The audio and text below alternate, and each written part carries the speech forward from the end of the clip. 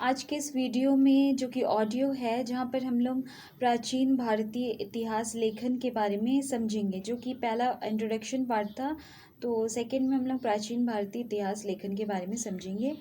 और इतिहास के अध्ययन एक रोचक पहलू है, जहाँ पर इतिहास लेखन के इतिहास को जानना ज़रूरी है। इससे आपको इस बात की झलक मिलती है कि बदलती व्याख्याओं से कैसे स्वयं इतिहास भी बदल जाता है। तो इतिहास लेखन की भारतीय परंपरा क्या है? इतिहास के अध्ययन का एक रोचक पहलू स्वयं इतिहास लेखन के इतिहास को जानना है। इससे आपको इस बात की झलक मिलती है कि बदलती व्याख्याओं से कैसे स्वयं इतिहास भी बदल जाता है। किस प्रकार एक ही आधारभूत जानकारी और एक ही साक्ष्य का विभिन्न विद्वानों के हाथों में जाकर बिल्कुल भिन्न अर्थ हो जाता है। इस अध्याय में हम प्राचीन भारतीय इतिहास के ठीक इसी पहलू की जानकारी प्राप्त करेंगे। हम इस बात का अध्ययन करेंगे कि प्राचीन भारतीय इतिहास लेखन कब और कैसे शुरू हुआ और एक बहुत लंबे काल में विभिन्न मार्गों को तय करते हुए इसने किस तरह उत्तरोत्तर प्रगति की।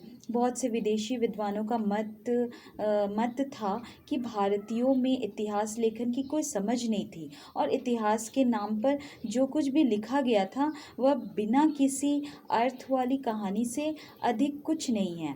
उनका यह निर्णय बड़ा कठोर प्रतीत होता है। यह कहना कि भारतीयों को अपने इतिहास का कोई बोध नहीं था, उन्हें इतिहास लेखन की कोई समझ नहीं थी, बिल्कुल गलत है। प्राचीन भारत में इतिहास के ज्ञान को बहुत उच्च स्थान दिया जाता था। उसे वेद के समान पवित्र माना जाता था। अथर्ववेद, ब्राह्मणों और उपनिषदों में इतिहास पुराण को ज्ञान की एक शाखा के रूप में शामिल किया गया है। कौटिल्य ने अपने अर्थशास्त्र 4वीं शताब्दी ईसा पूर्व में राजा को यह सलाह दी कि उसे उसे प्रतिदिन अपना कुछ समय इतिहास वर्णन सुनने में लगाना चाहिए।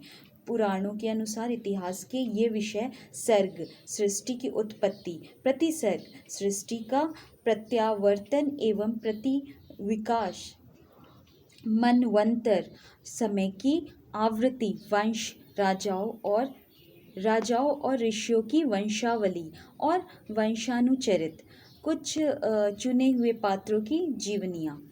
पौराणिक साहित्य बड़ा विशाल है और 18 मुख्य पुराण हैं, 18 उप पुराण हैं और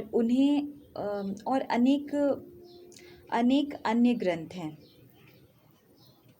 यह बात ध्यान देने योग्य है कि सभी पुराणों में राजवंशों का वर्णन अर्जुन के पौत्र जिसका नाम परीक्षित के शासनकाल को आधारपूर्ण संदर्भ बिंदु यानी कि बेंचमार्क मानते हुए किया गया है। उससे पहले के सभी राजवंशों और राजाओं का उल्लेख भूतकाल में किया गया है और उत्तरवर्ती राजाओं और राजवंशों का उल्लेख भविष्यकाल में किया गया है। संभवतः इसका कारण यह है कि परीक्षित के जो राज्यारोहण को कलयुग का प्रारंभ माना जाता है। यानी कि परीक्षित का जो राज्यारोहण हुआ उसके बाद कलयुग का प्रारंभ उसे माना जाता है, वहाँ से स्टार्टिंग है कलयुग की। बहुत से विद्वानों का विचार है कि यह इस तथ्य की ओर संकेत करता है कि शायद पुराणों के लिखे जाने का कार्य परीक्षित के शासनकाल में पूरा हुआ था। पुराणों के जो संदर्भ में स्मरण रहे कि प्राचीन भारत में इतिहास को अतीत के प्रकाश में वर्तमान और भविष्य को आलोकित करने का साधन समझा जाता था। इतिहास का प्रयोजन यह समझना और बताना था कि व्यक्तियों का परिवार के प्रति, परिवारों का अपने वंश के प्रति और वंशों का गांव के प्रति, गांवों का जनपद व राष्ट्र के प्रति और अंततः समूची मानवता के प्रति क्या कर्तव्य हैं और उनके त्याग एवं बलिदान की भावना कैसे उत्पन्न की जाए। इतिहास की राज्यों, राजवंशों के नामों और उनकी उपलब्धियों आदि का विशाल संग्रह नहीं समझा जाता था।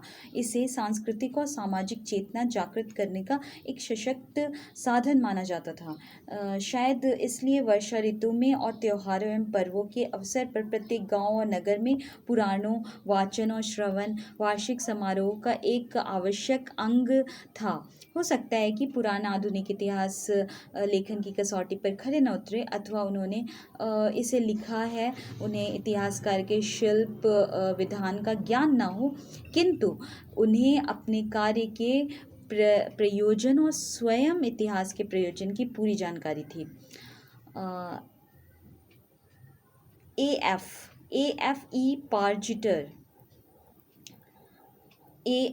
ई पार्जिटर और H.C. राय चौधरी जैसे बहुत से इतिहासकारों ने पुराणों में वर्णित विभिन्न राजवंशों की वंशावलियों के आधार पर इतिहास लिखने की कोशिश की है। यूनानी राजदूत मेगास्थनीज 324 to 300 ईसा पूर्व में चंद्रगुप्त मौर्य के दरबार में उन 153 राजाओं की सूची के अस्तित्व में होने की पुष्टि की है, जो तब तक बीते 6050 यानी कि 6053 वर्षों में हुए थे। कल्हण लिखित राज तरंगिणी इतिहास की एक अन्य ऐसी कृति है जो निसंदेह अपने किस्म का एक मेव उदाहरण है। अपने दृष्टिकोण और अपने ऐतिहासिक विषय वस्तु के लिए इतिहासकारों में इसका बहुत अधिक सम्मान है। आते हैं प्रारंभिक विदेशी जो थे। जब हम भारतीय यानी कि प्राचीन भारत के बारे में, भारत की सीमाओं के बाहर लिखे गए इतिहास पर नज़र डालते हैं तो हमें पता चलता है कि इस दिशा में सबसे पहले प्रयास यूनानी लेखकों का है। इसमें सबसे अधिक उल्लेखनीय Herodotus, Nearchus, Megasthenes, Plutarch, Arrian, Strabo, जेस्ट, प्लिनी और टॉलेमी है। लेकिन ये सारे विदेशी नाम हैं, लेकिन मेगास्थनीज को छोड़ करके इन सभी ने भारतीय इतिहास को सही अर्थों में केवल सीमांतित रूप से स्पर्श किया है।